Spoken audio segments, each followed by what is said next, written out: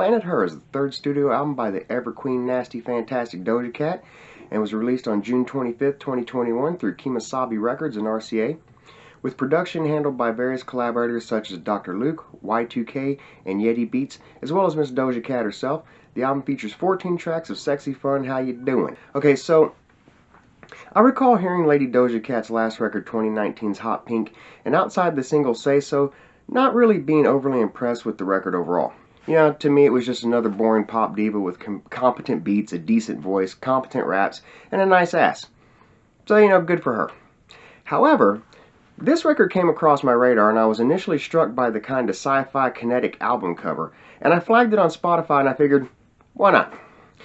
Now, this record pretty much grabbed me right from the start. It's got just a lot more, in my opinion, personality going for it, and with just a lot of flavors sort of synthesized into the mixes on the tracks, like in the almost Caribbean flavored beats of the album opener Woman, or the flamenco guitar under all the synths and beats on Payday.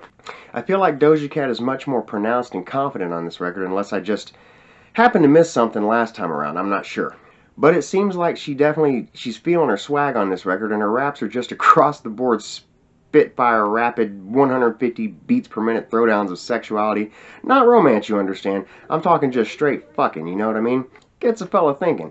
And in the vocalized lines, her voice slinks, undulates, and rubs you all over like a dirty little succubus right out of your X-video fantasies. Sadly, I would say that as the R&B elements in the album goes, there isn't a lot there lyrically that would lend itself to any traditional concepts of romance. The beats probably go a little too hard for all that, whilst being strangely juxtaposed with some of the dreamiest synth work this side of the, Tangerine Dream, which in some ways is kind of a shame. The whole record is just lust with nary a hint of love or romance anywhere in the proceedings. The whole record seems to be one long diatribe in tribute to Netflix and chill. But hey, that ain't always a bad thing. So I don't know, maybe this isn't the record you'd want to crack a bottle of wine and curl up in the front of the fire with your wife to. But a bottle of Henny and your side chick? That's a different story. Mind you, you do get a moment or two of feels in a song like Love to Dream that's just, it wants to relax a little bit in between rounds of Brazzers level romping around. Dude, this record is just raunchy and extremely confident in itself. Musically, this record is coherent in its beats, with generally, black and purple and blue tonal qualities in the vibe, with hypnotic beats and bass lines that pull you into every track, while Mistress DOJA lays it all out for you like the living embodiment of Goddess Ishtar commanding your attention, promising you everything you ever desired, with the guarantee of immediate exile into the void, as the ephemeral nature of lust never lends itself well to forever. But she'll take you where you want to go for a little while. I will say that much like your side chick, the record starts to kind of wear out its welcome and run out of steam around track 11, the aptly titled Ain't Shit. But with a record built around a singular kind of vision and what could be described as a puerile and base or crass vision at that, it might be fair to say that perhaps Miss Cat could stand to broaden her intellectual horizons if she's going to put more than, say, 10 tracks on a record and expect to hold an audience's attention for the duration. Do a song about sucking some stranger's dick, but then follow it up with a song about the starving children in Africa. Call it Let Them Eat Dick or some shit.